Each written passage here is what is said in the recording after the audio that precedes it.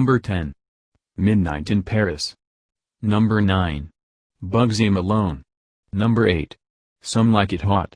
All the time the flapper is laughing and dancing, there's a feeling of tragedy underneath. She's unhappy and disillusioned, and that's what people sense. Thus spake 1920s it girl Claire Beau, and if anybody else could ever know how that felt it was Marilyn Monroe, incandescent here as downhearted jazz cat Sugar Cane, forever licking the fuzzy end of the lollipop. Billy Wilder's cross-dressing caper ramps up the comedy even while it hits these low notes, expertly deploying its Prohibition-era backdrop, in critic Raymond Ergnat's words, as an almost expressionistic setting for everything that's harsh and hectic in American life. Tony Curtis and Jack Lemmon are musicians on the run from Chicago mobsters, dressing up as women to avoid identification, and to mingle with Monroe's band.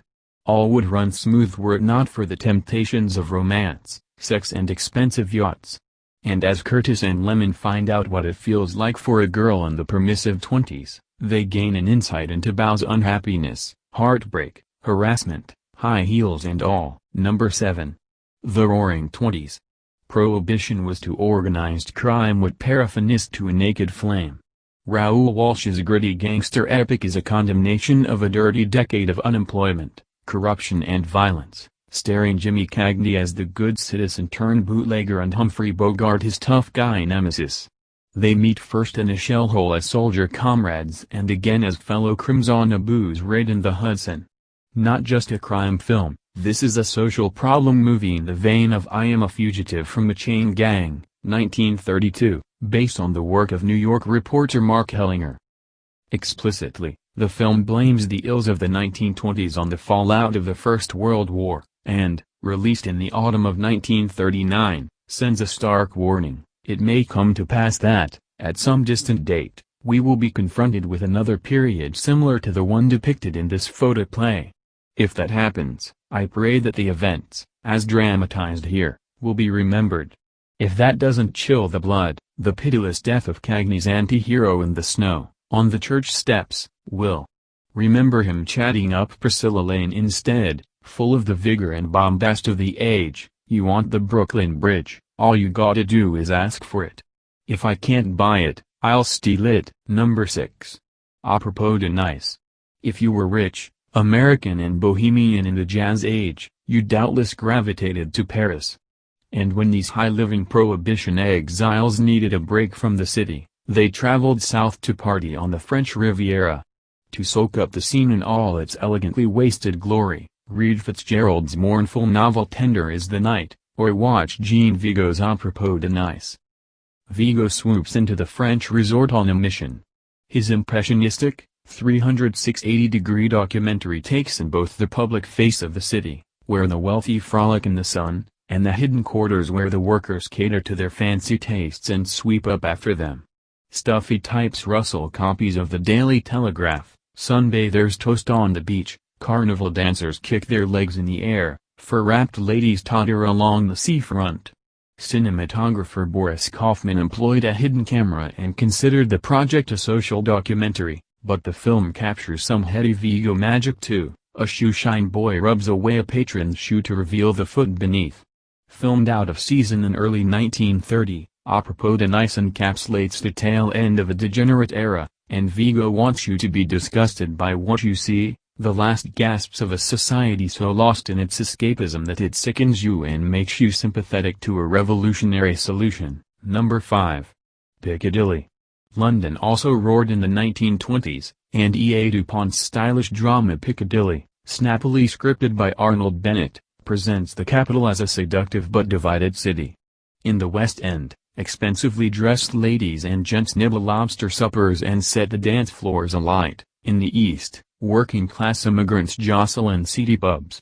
When nightclub potwasher Shazo, American star Anna May Wong, catches the eye of her boss, she gains a new job as a slinky dancer and a new lover too.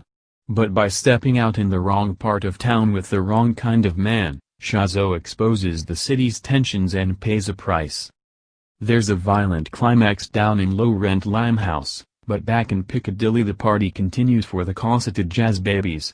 Take a moment to admire the sets designed by future Powell and Pressburger collaborator Alfred Jung, and don't miss the Piggy cameo by Charles Laughton. Number 4. Pandora's Box. Louise Brooks, insouciant, 22 years old, American and impervious to convention, radiates charm and blatant sex appeal as the doomed heroine of this enduring German melodrama. At the outset of the film, Lulu is a dancer and a kept woman, an amoral, lustful imp breaking hearts in sleazy Weimar Berlin. By the end she's a starving streetwalker in foggy London. G. W. Pabst's adaptation of the beloved Frank Wedekind plays shocked audiences, and energized censors, on its release, but according to Brooksy, if you didn't recognize the underbelly of girl culture depicted in Pandora's Box you didn't know the roaring 20s at all. When she was a dancer on Broadway, Brooks recalled, her best friend was lesbian, like Alice Roberts's Countess in the film, a rare representation at a time when on-screen homosexuality was taboo, and shows were backed by rich men with eyes on the chorus line, just like the character of Sean. And in Berlin, sex was the business of the town, she remembered. Number 3. Speedy. In truth, NYC's last horse-drawn tram trundled down Bleecker Street in 1917, but in Harold Lloyd's late 20s comedy Speedy, the service is still rolling on in an old-fashioned corner of the city, a section that had never acquired the pace of the rest of New York. As luck would have it, it falls to our hero, Pop, played by Lloyd, to keep it running one more time, and defeat the grasping railroad developers. Shot on location in Manhattan, and also in a well-disguised L.A., Speedy offers a breakneck tour of 1920s New York at its gaudy best. Keen as mustard, Lloyd takes his girl on a spree to Coney Island, serves sundaes to smirking misses in a drugstore and even gives Babe Ruth a lift to the freshly built Yankee Stadium. Here, the city is a playground, and a land of opportunity for rich and poor. While we're rooting for Pop and his tram versus the money men, Lloyd's ultimate aim is not to preserve the rickety old bus but to get a better payout for his girlfriend's grandfather so he can retire and they can set up home together. Just as in Safety Last. 1923, the bespectacled boy next door takes on the bewildering big city and triumphs. Number 2. L'Argent. Marcel L'Herbier's silent masterpiece about rival bankers circles in on two dangerous obsessions of the Annies Falls, aviation and high finance, as an avaricious tycoon attempts to boost his stock by speculating on a transatlantic flight. Having been thwarted by Studio Bean counters on previous projects, the director channeled his disdain for money into this acidic modernization of the Émile Zola novel. L'Argent is famed for its technical innovations and jaw-dropping Art Deco extravagance. Gaze at opulent, oversized sets, captured in deep-focus photography, with Brigitte Helm shimmering in golden satin at the center. The location scenes filmed at the Paris Stock Exchange during a bank holiday marshaled 1,500 extras, shot by 18 cameramen, and feature a spectacularly nauseous plunge shot from the ceiling. Released in 1928, just before the Wall Street crash, L'Argent remains vicious, beautiful and uncannily prescient. Number 1. The Idle Class. Two reels of fun in which we see the rich at play, flash.